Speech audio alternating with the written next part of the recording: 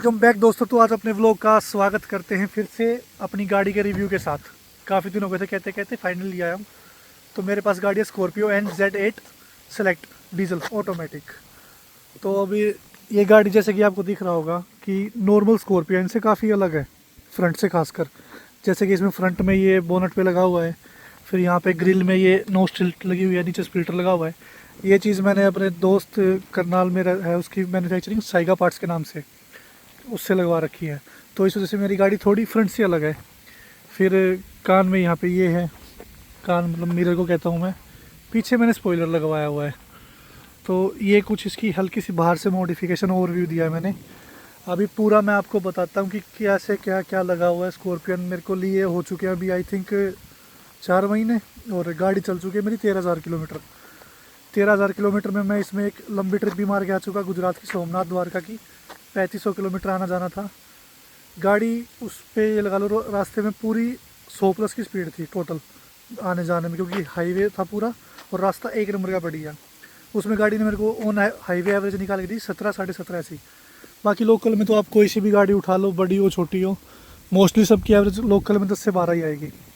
तो अब शुरू करते हैं अपनी स्कॉर्पियो एन से। जैसे कि फ्रंट में आप ये देख रहे हैं, ये लगवा रखा है मैंने हुड स्कूप। ये एसेसरी का पार्ट है, मैंने कस्टमाइजेशन करवा रखी है खुद से, तो वो अलग है। फ्रंट में फिर इसकी जो लाइट है कंपनी वाली, प्रोजेक्टर हेड लैंप्स है इसके, और ये वाला नॉर्मल है तो LED, पर इनका थ्रो बिल्कुल ये लगा लो खाली रोड जैसे ऐसे है ना, इसमें तो आपको लगेगा कि आप हो बादशाहगढ़ रोड के।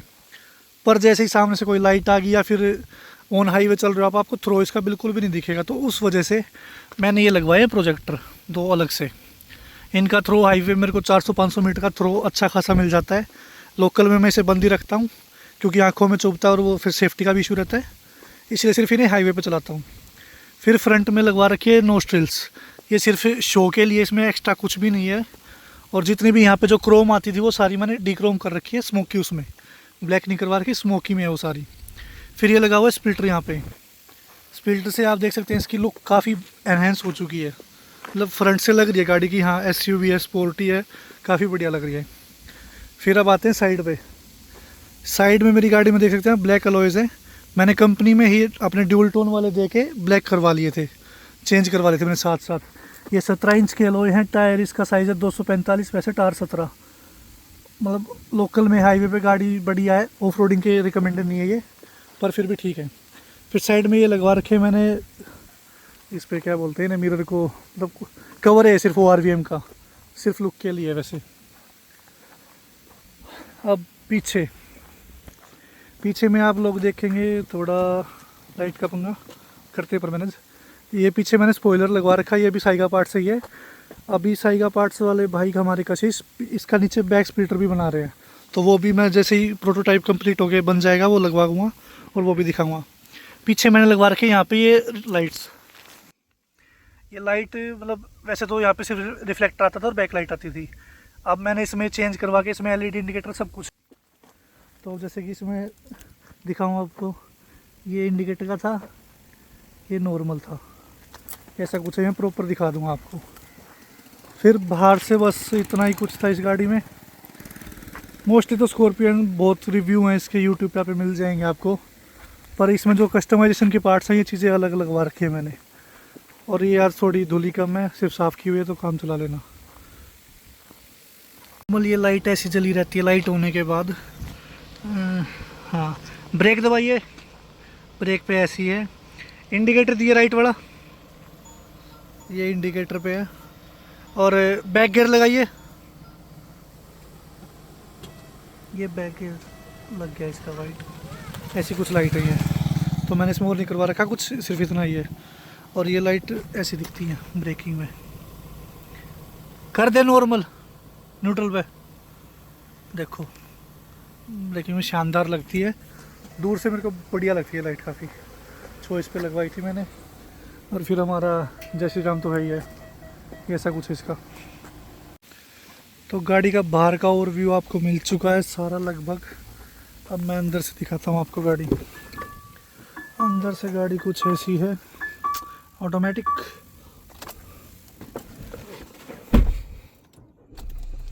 अब देखिए मेरी गाड़ी के बल्कि आज ही 13,000 किलोमीटर कंप्लीट हुए हैं।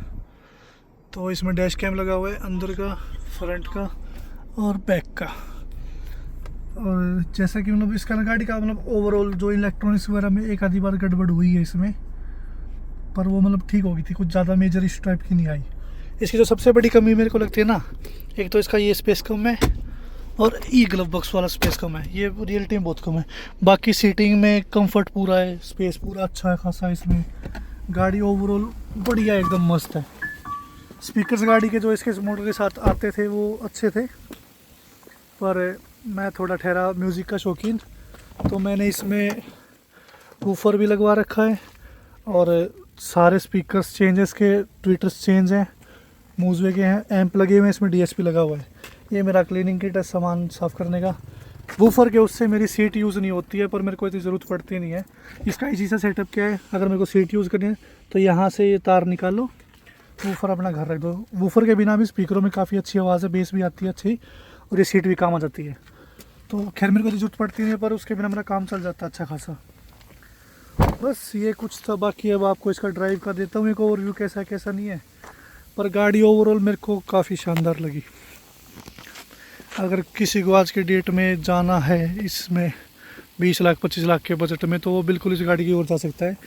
क्योंकि सबसे बड़ी बात क्या, आप इसको डीजल में ले रहे हो, ऑटोमेटिक ले रहे हो। हाँ, दिल्ली एनसीआर में 10 साल का पंगा है, पर वैसे देखी जाए तो गाड़ी मोस्टली जैसे मेरी ज़्यादा चलती है तो 10 साल में गाड़ी रखता भी नहीं हूँ, 5 साल के अंदर अंदर मेरा तो हो जाता है पूरा। वाकई में ये गाड़ी मेरे को लाजवाब लगी है। अब इसका नंबर भी आ जाएगा, टूरसिस पे और भी मारूंगा मैं। काफ़ी शानदार गाड़ी है, मतलब बैक सीट स्पेस भी आप देखेंगे ना, बढ़िया स्पेस है इसमें। आराम से कंफर्टेबल बैठो, इसको निकाल लो, बड़ा ऐसे बैठो मस्त, यहीं पे ठंडा गरम सब चाय कॉफ़ी लो। पीछे से कुछ ऐसा व्यू है गाड़ी का। और ये कर्टेंस लगा रखे हैं, मतलब ये रिकमेंडेड नहीं है, पर अपने उस पर लगा लो। मैं पीछे पीछे के रखता हूँ बस यही कुछ है। स्पेस पीछे का ऐसे है। अब चलते हैं गाड़ी का ड्राइव रिव्यू देते हैं इसका। मोस्टली इसकी एवरेज की बात तो मैंने कर ही लिया आपसे कि लोकल में 10-12 है, हाईवे पे इसकी 17 तक 17.5 तक मेरे को मिली है। किसी और की तो मैं क्या कहूँ, मेरे को मिली है इतनी एवरेज, और कंफर्टेबल थी। मैं बिल्कुल ये लगा लो नॉन स्टॉप गया था मैं पूरा, यहाँ सोनीपत से सोमनाथ। मैं बीच में सिर्फ 3 स्टॉप मारे थे, वो भी चाय वाले। वैसे वो कोई स्टॉप नहीं कि हाँ ज़्यादा टाइम रुक गया। और एवरेज भी इसने अच्छी दी, आना जाना मेरा बढ़िया हो गया। टोल के लिए नितिन गडकरी जी ने फ़ायदा कर दिया। अब इसका वो कर रखा है, क्या बोलते हैं उसे, एनुअल पास, तो मज़ा आ गया था। ये कुछ गाड़ी का है। अब ड्राइव रिव्यू पे चलते हैं इसके। इन पार्ट्स के लिए, हुड के लिए, नो स्टील के स्प्लिटर के लिए, बैक के भी अभी बनेंगे जो मेरी गाड़ी में लगेंगे, वो दिखाऊंगा मैं आपको। ये किसी भी स्कॉर्पियो एन वाले भाई को लगवाने हैं तो साइगा पार्ट्स के नाम से आपको इंस्टाग्राम पे आईडी मिल जाएगी, उससे आप कनेक्ट कर सकते हैं और घर बैठे भी ऑर्डर कर सकते हैं आप, इंडिया में कहीं भी हो, चाहे इंडिया से बाहर भी हो। उन्होंने ऑस्ट्रेलिया भी काफ़ी स्कॉर्पियन के लिए भेजे हैं। तो ये कुछ है इन पार्ट्स के लिए, कस्टमाइजेशन के लिए आप साइगा पार्ट्स से कांटेक्ट करें। मैं कोशिश करूँगा कि उनकी आईडी वहाँ पे मेंशन कर दूँ। बाकी बस अब ड्राइव रिव्यू पे चलते हैं। तो गाड़ी का कुछ ऐसा ओवरव्यू मिलता है मेरे को, मतलब पीओवी। अब देखते हैं इसका स्पीड।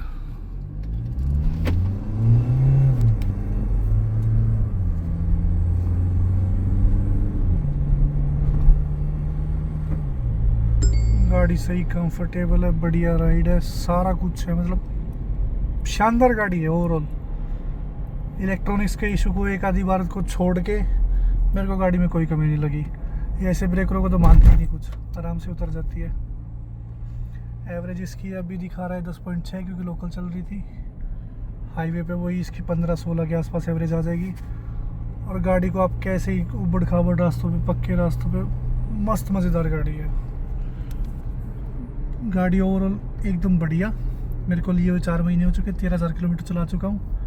और गाड़ी मैं ये लगा लो फुल्ली रिकमेंड करता हूँ किसी को, अगर किसी का बजट है इतना लेने का तो बिल्कुल गो फॉर इट स्कॉर्पियो, बिना कुछ सोचे समझे। हाँ, किसी को ये होता है कि 7 सीटर नहीं चाहिए, छोटी चाहिए, तो उनके लिए अलग अलग है, पर 7 सीटर में बेस्ट ऑप्शन है। एक्सयूवी 700 से भी ज़्यादा बेस्ट मानूंगा मैं इसे।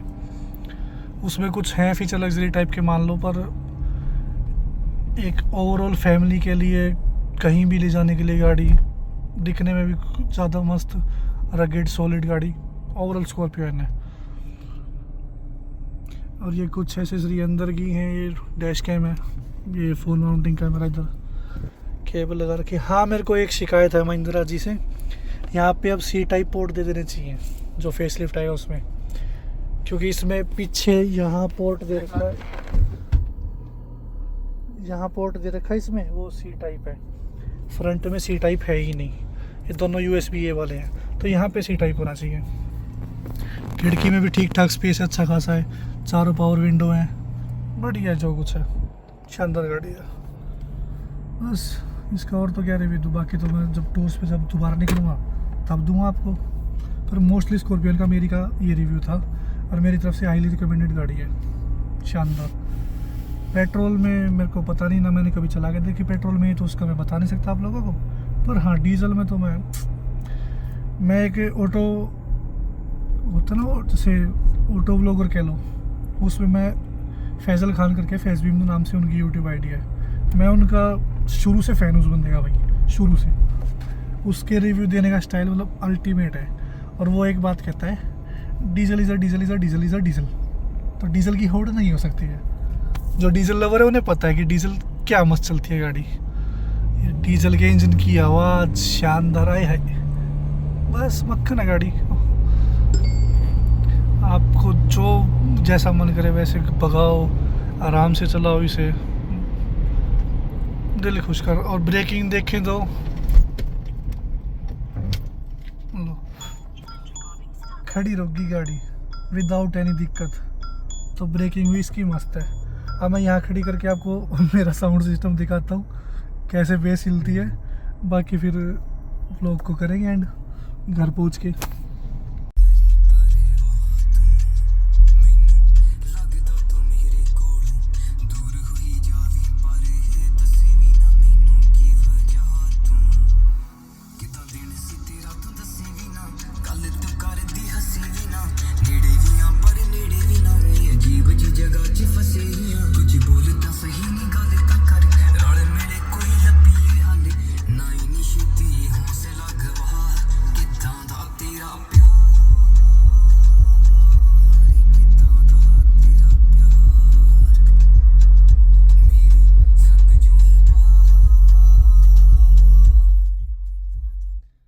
अल्टीमेट बेस है, और मेरी बेस से ना इसका चाइरो ऑन होके रिकॉर्डिंग स्टार्ट कर देता है इमरजेंसी वाली कि गाड़ी हिल गई पूरी। अल्टीमेट है सिस्टम। मैंने इस पे सिस्टम पे मैंने लगभग 1.5 लाख रुपए लगा रखे हैं, मोटा पैसा फूक रखा है, पर हाँ मैं संतुष्ट हूँ उससे, मस्त है। बस अब निकलते हैं घर को। तो कार का ये था कुछ मेरा रिव्यू। अब मिलते हैं अगले व्लॉग में, जो कि मैं डालता हूँ बाइक के रिव्यू का, वो भी कल ही डाल दूंगा साथ साथ ही। बाकी गाड़ी से मैं रियलिटी में ओवरऑल खुश हूँ। अगर किसी को स्कॉर्पियो लेनी है तो बिल्कुल बेझिझक होकर ले सकते हैं डीजल ऑटोमेटिक। वो ये क्योंकि इतनी मज़ा आ रहा है तो मैनुअल भी ले सकते हो आप, पर ऑटोमेटिक का इंजन की थोड़ी पावर भी ज़्यादा है, और मेरे हिसाब से एवरेज में भी फ़र्क है। एक हाँ लोकल में मैनुअल की ज़्यादा आ सकती है, पर ऑन हाईवे ऑटोमेटिक की एवरेज मेरे को ज़्यादा बेटर लगी। बाकी बस यही कुछ था। किसी का कोई सवाल हो कुछ हो तो कमेंट कर सकता है। पार्ट्स का मैंने आपको बता ही दिया, कस्टमाइज वाला जो है वो साइका पार्ट्स की तरफ से। उसके लिए आप कहेंगे तो मैं नंबर डाल दूंगा, इंस्टाग्राम आईडी डाल दूंगा कशिश भाई की। बस यही कुछ। और किसी का कुछ वैसे अलग क्वेश्चन हो, जैसे मेरी बाइक के फर्स्ट राइड पे आया तो वैसे कोई मुझसे पूछ सकता है, मैं उस चीज़ का जवाब दे दूँगा। तो अब मिलते हैं अगले व्लॉग में, तब तक के लिए गुड बाय।